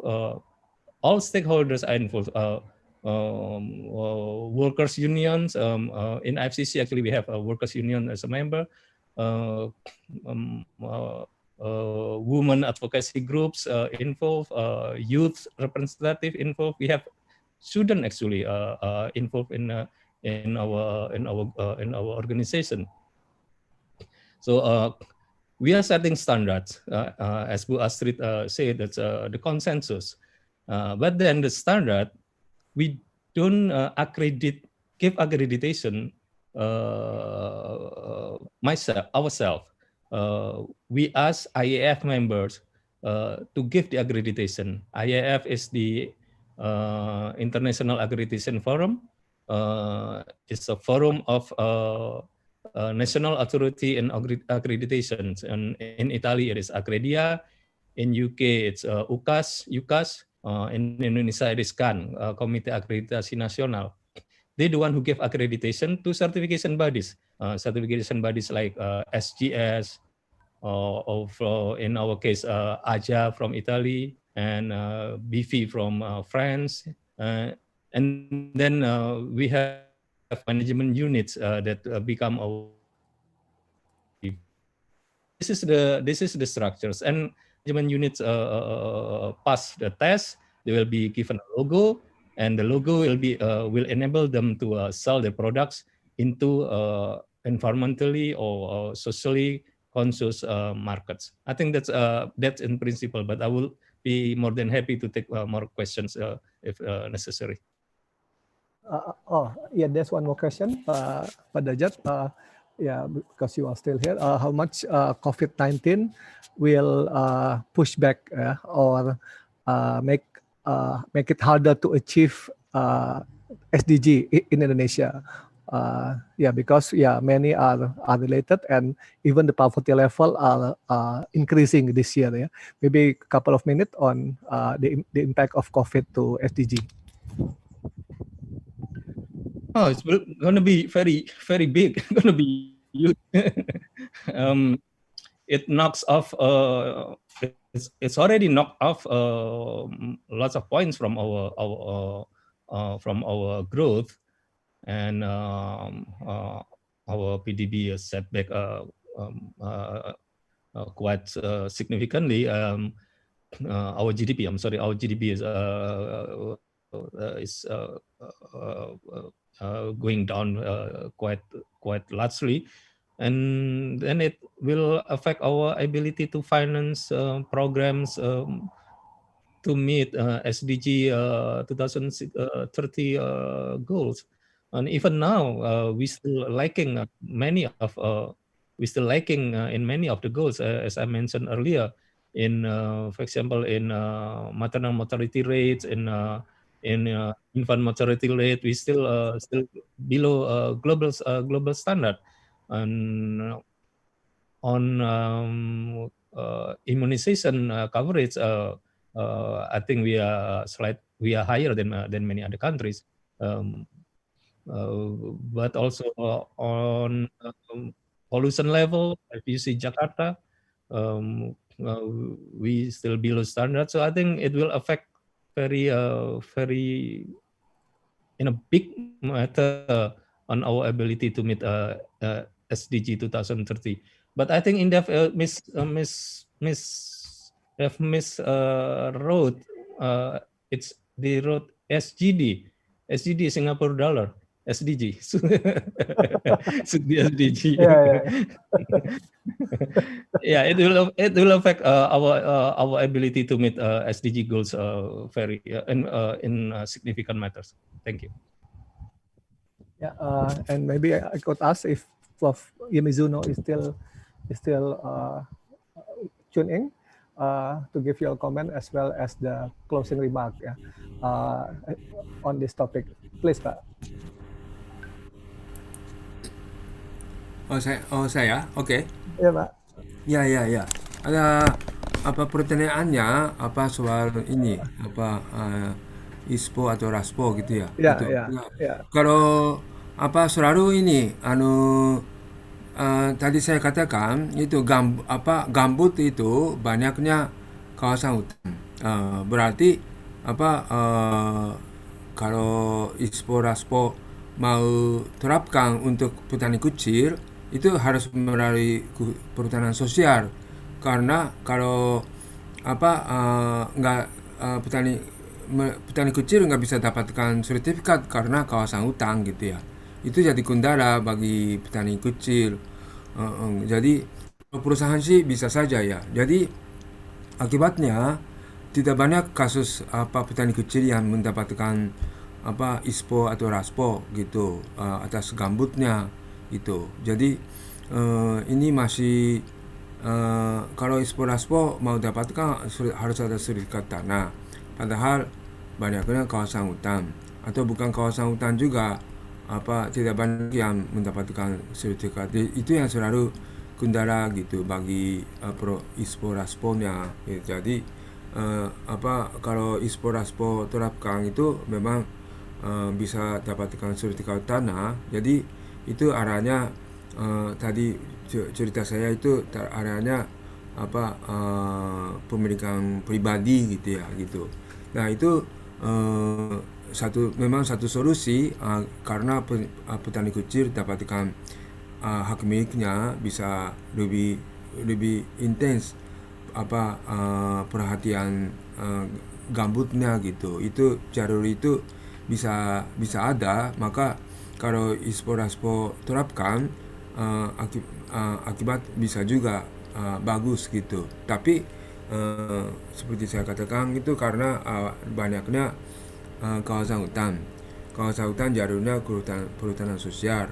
masyarakat tidak terlalu dapat merasa insentif untuk perhutanan sosial kalau selama ini tidak terlalu banyak masalah, seperti karena ada konflik sama perusahaan menyangkut lahan itu ada di atas HTI gitu-gitu.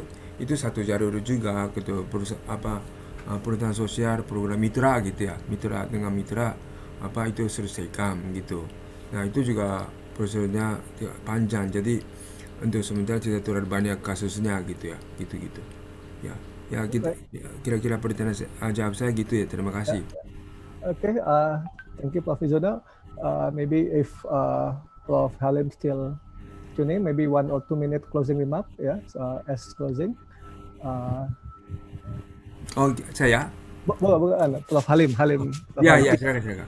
Ya, thank you, Prof. Mizuno sudah menyampaikan analisis dan respon. Prof. Halim untuk closing, ya bagaimana the road ahead nih, bagus. Silakan. Yeah, so thanks for the question. So I think it was said earlier that sustainable development goals, I think they are really major challenges. They're really hard. So I think I just want to emphasize what I said earlier, that, I think it's important that we collaborate and we discuss, within disciplines and interdisciplinary, and also this new keyword I learned today, transdisciplinary work. I think that's quite nice and important. Maybe the only other thing I would probably say is that I think a major problem that we have to encourage this interdisciplinary and transdisciplinary work is that often we are not trained to actually talk to people who are not trained like us. So I think somehow if we can incorporate in our education that even though you're not experts in particular area, but somehow you need to be able to learn how to listen, get the important point, and therefore we will all do much better if we understand what the other people are doing. So I think there's this concept of this T person where you are an expert in one area, but you should also be quite broad, that you can talk to various people. So I think the more we push our education that way, I think the better it will be for everyone. I think I'll finish there. Thank you. Thank you, Prof. Halim. I think we have very sharp, insightful panel for this session. Thank you, Prof. Mizuno, Prof. Halim, Prof. Santhakumar, Prof. Offermans, and Pak Dradjad. This is really strong and multidisciplinary and transdisciplinary, that we can move together, and not just us, fellow academicians, very important point by Prof. Halim, but to move the people as a social movement as well. We cannot solve it alone, either by discipline or by group, but must be together. Thank you. Again, big applause, I think. I don't know how to applause in here, but but in physical session, usually we have a big applause at the end of session. Big appreciation for us. Okay. Thank you. I return the session back to the MC. Thank you so much, Mr. Berly, as our moderator, and also thank you so much for the insightful presentation by our panelists. But before we close this event, we are going to announce the best paper. Our reviewers have scored each paper according to the selected criteria. Allow me to invite Ms. Esther Sri Astuti as the Program Director of INDEF to announce whose paper is the best one. Also to give her closing remark. Ms. Esther Sri Astuti, the floor is yours.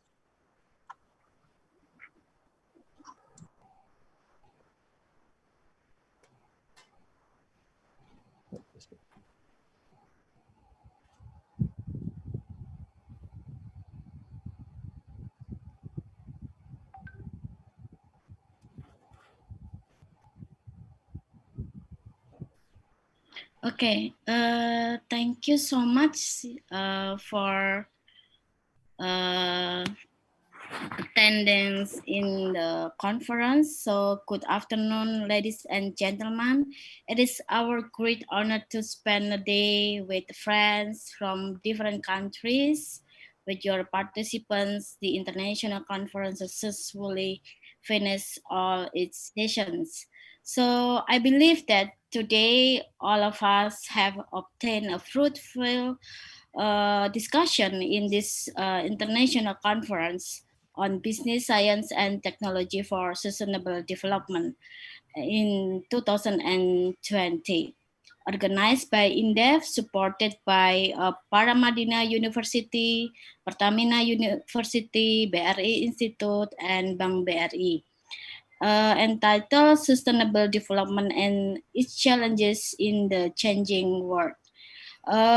We have learned a lot from distinguished speakers and panel discussion session. So on behalf of the committee, I would like to thank you so much for delivering insightful perspective so that all of us can deepen our knowledge about business, science, technology for sustainable development. So furthermore, I would like to thank to all presenters and participants who have joined in this conference throughout the world. I trust that every presenter obtained more knowledge and enlightenment discussion on 7 major topics. So I sincerely hope that through your presentation and discussion afterwards, all of us can contribute to solve the sustainable development issues. So also I would like to announce the best paper awards. Proudly, I would like to announce the best paper is awarded to Komaidi and which title Price Determining Policy of Fuel and Liquefied Petroleum Gas Toward Indonesian Macroeconomics Indicators, Static CGE Method Approach. And now, finally, I would like to thank for all the committee members, university partners, as well as sponsors for organizing this valuable conference and ensuring that it runs smoothly. I would like to apologize for any inconvenience that you might experience during the conference. So ladies and gentlemen, I'm sure that this conference is a small step for us to generate more prestigious collaboration in the near future. And that's all I want to deliver. See you in the next year, and hopefully we can meet together after the COVID-19 is over. Thank you so much for our guest speaker. Thank you so much to all the participants, all presenters, moderator, and all of the committee members. Thank you so much, and have a good afternoon then. Thank you, Ms. Esther Astuti, for the best paper announcement. For the best paper, our committee extend our congratulations on your achievement. Congratulations. Ladies and gentlemen, the announcement of the best paper marks the end of our international conference. We believe that all of the presenters and speakers have done very well in this symposium. It is with great pleasure that we had fruitful discussions about sustainable development. Finally, on behalf of the organizing committee, I would like to express our appreciation to all participants for attending this conference, and to our sponsor, Bank Rakyat Indonesia, and all university partners for your valuable support. We would like to officially announce the end of the International Conference on Business, Science, and Technology for Sustainable Development 2020, wishing the future prosperity for all participating individuals and organizations. Thank you for your attention. Stay healthy, stay safe, and have a great day. Thank you.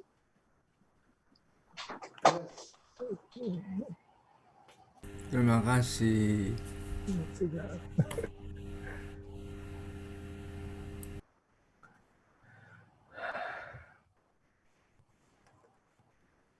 Terima kasih. Pak Mizuno, nanti kita diskusi. Ya, terima kasih ya. Terima kasih sekali.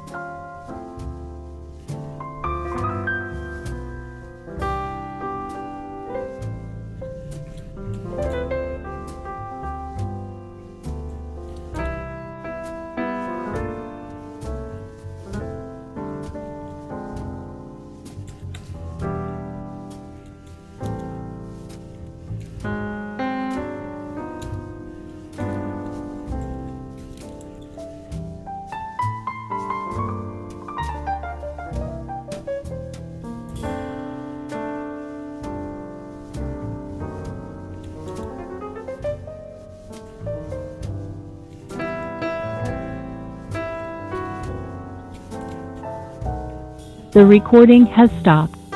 This meeting is being recorded. The recording has stopped.